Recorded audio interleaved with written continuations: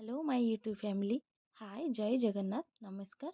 मु एबे आपण मानकु दोसा आलू चटणी और सांबर किपरि करा जाए ताहा करिकी देखेइबी। जदि आपण मानकु मो वीडियो भल लागिला तेबे आपण माने मते लाइक शेयर और सब्सक्राइब करदेबे। धन्यवाद। एबे चलंतु एबे आमे आरंभ करिबा।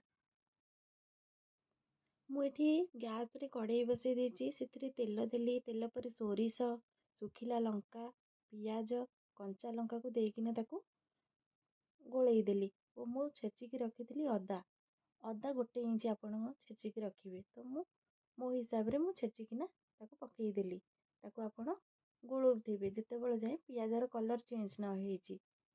पियाज जेते बेले भल से कलर तार चेंज आसीबो ब्राउन कलर टिके हेई आसीबो आपण सेठी भृसंग पत्र को पकई देबे।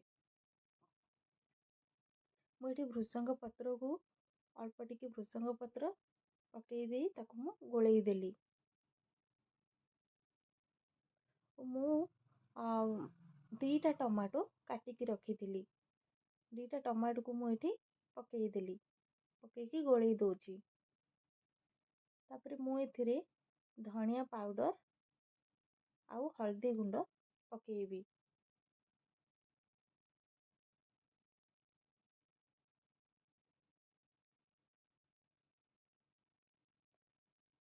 तापरे मु एठी लंका गुंड टिके हाफ चम्मच लंका गुंड पकई देली।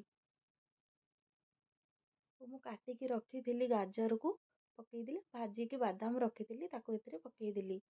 पकईकी ताको गोलई देबे। तापरे मु एठी करी पाउडर टिके हाफ चम्मच करी पाउडर पकई देबे। पकईकी ताको गोलई देबे। आमे तापरे किछि टाइम पे ताको कवर दे घोड़ई देबा जेमिति कि पनीपरिया सहित से मसला मिसी जिवो ता सहित भी पनीपरिया सिझी जिवो। किछि टाइम पर आमे पुणी कवर को बाहर कर देबा। सिझेइकी रखिथिबा आलू पकई देली। तो सेही आलू को मु एथिरे मिसेइकिना ताको मिसेई दोची गोलई दोची जेमिति से मसला सहित आलू पूरा पूरी मिसी जिवो।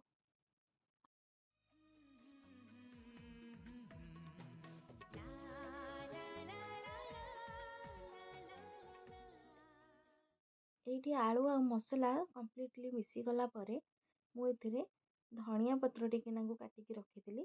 से धनिया पत्र को ऊपर पकई देकी ताको आलू चटनी सहित गोलई देबी।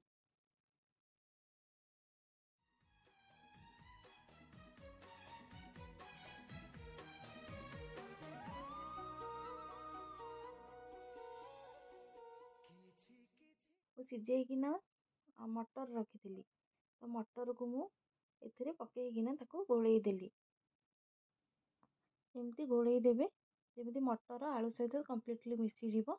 एबे प्रस्तुत हो गला हमर दोसा पे आलू चटनी। एबे चलंतु आमे सांबर पई प्रस्तुत करिबा। कड़ाई बसैली कड़ाई रे तेल देली। तेल पर मु काटिकी रखिथिबा पियाज और कंचा लंका गोटे काटिकी सेथिरे पकई देली। ताकू मु एमती गोलई देबी। जेते बेले पियाजर कलर से एमती चेंज हो जिवो तो कलर टिके नागु ब्राउनी कलर आसी जिवो। सेते बेले जाय आपण एमती ताकू तेल सहित गोलौथिबे। तापरे मु एठी काटिकी रखिथिली बोईतालू आउ छुई ताकू मु एठी पकईकिना ता सहित गोलई देली।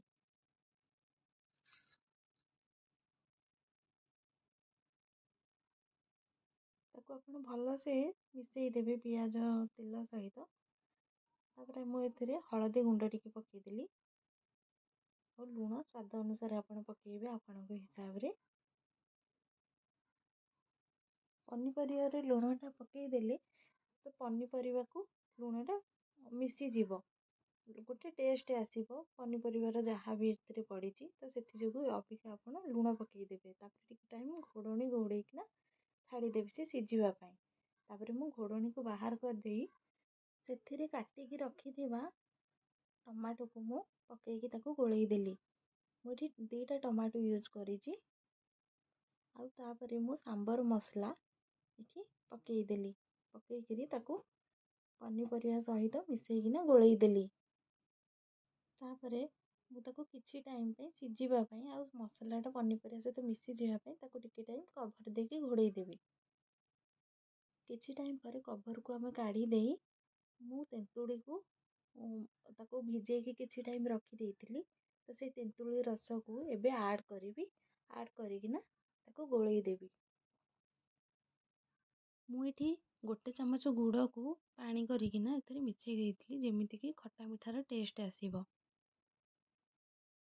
ମୁଁ କାଟିକି ରଖିଥିଲି ବାଇଗଣକୁ ଏବେ ପକେଇ ଦେବି। ପକେଇକି ତାକୁ ଗୋଳେଇ ଦେବେ।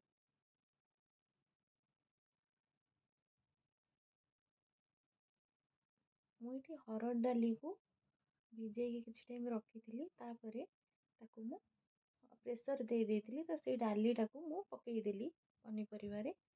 ଆଉ ସେଥିରେ ଧଣିଆ ପତ୍ର ପକେଇ ଦେଇ ପାଣି ଦେଇଦେଲି। ଆଉ ତାକୁ କଭର୍ ଦେଇକି ଘୋଡ଼େଇ ଦେଇଥିଲି। ଏବେ ଏବେ ଆମେ ଏଇ ସାମ୍ବରକୁ ତଡ଼କା ଦେବା। ମୁଁ ଏଥିରେ ତେଲ, ସୋରିଷ, ଶୁଖିଲା ଲଙ୍କା, ଭୃସଙ୍ଗ ପତ୍ର ଆଉ ହେଙ୍ଗୁ ଟିକେ ପକେଇକି ତାକୁ ଘୋଡ଼େଇ ଦେଲି। ପ୍ରସ୍ତୁତ ହେଇଗଲା ଆମର ସାମ୍ବର। ଏବେ ଆମେ ଦୋସା କରିବା। ମୁଁ ତାୱା ବସେଇ ଦେଇଛି। ତାୱାରେ ମୁଁ ଲୁଣ ଆଉ ପାଣି ଛିଞ୍ଚି ଦେଲି। ଲୁଣ ପାଣି କରିଥିଲି ତାକୁ ଛିଞ୍ଚି ଦେଇକି ତାକୁ ବ୍ୟାଟରକୁ ତାୱା ଉପରେ ପକେଇକି ତାକୁ ତା ଚାରିପଟେ ତେଲ ଟିକେ ବୁଲେଇ ଦେଲି। କିଛି ଟାଇମ୍ ଆପଣ ତାକୁ ଲୋ ଫ୍ଲେମ୍‌ରେ ଛାଡ଼ିଦେବେ। ସେ ଆପେ ଆପେ ହିଁ ପିଠାଟା ଆଉ ତାୱାରୁ ଛାଡ଼ିବ। ଦେଖନ୍ତୁ କିଛି ଟାଇମ୍ ପରେ ସେ ତାୱାରୁ ପିଠାଟି ଛାଡ଼ିଲା। ଏବେ ମୁଁ ବନେଇକି ରଖିଥିବା ସେ ଆଳୁ ଚଟଣିକୁ ପିଠାର ଯେଉଁ ଦୋସା କରିଛି ଦୋସାର ମଝିରେ ଦେବି ଓ ତାକୁ ଅଧିକ ଟିକେ ସୁନ୍ଦର ଦେଖାଯିବା ପାଇଁ ଗାର୍ନିସିଂ ପାଇଁ ମୁଁ ସେଥିରେ ବିଟ୍‌କୁ ଗ୍ରେଟ୍ କରିକି ପକେଇଦେବି। ଆଉ ତାକୁ ଧଣିଆ ପତ୍ର ଓ ପିଆଜ ଟିକେ ପକେଇ ଦେଇ ତାକୁ ମୁଁ ଥାଳିରେ ସର୍ଭ କରିଦେବି। ମୁଁ ଗୋଟେ ପ୍ଲେଟ୍‌କୁ ସର୍ଭ କରିଦେଲି। ଆଉ ସେଥିରେ ମୁଁ ଟିକେ ନାକୁ ଧଣିଆ ପତ୍ର ଆଉ ବିଟ୍ କାଟିକି ରଖିଥିଲି ତାକୁ ମୁଁ ପକେଇଦେଲି। ଆଉ ଟିକେ ଗାଜର ବି ଗାର୍ନିସିଂ ପାଇଁ ପକେଇଦେଲି ସୁନ୍ଦର ଦେଖାଯିବ। ଆଉ ମୁଁ ଯେଉଁ ତିଆରି କରିକି ରଖିଥିଲି ସାମ୍ବର ତାକୁ ପ୍ଲେଟ୍‌ର ସାଇଡ଼୍‌ରେ ରଖିଦେଲି। ଏବେ ପ୍ରସ୍ତୁତ ହେଇଗଲା ଆମର ଦୋସା, ଆଳୁ ଚଟଣି ଆଉ ସାମ୍ବର।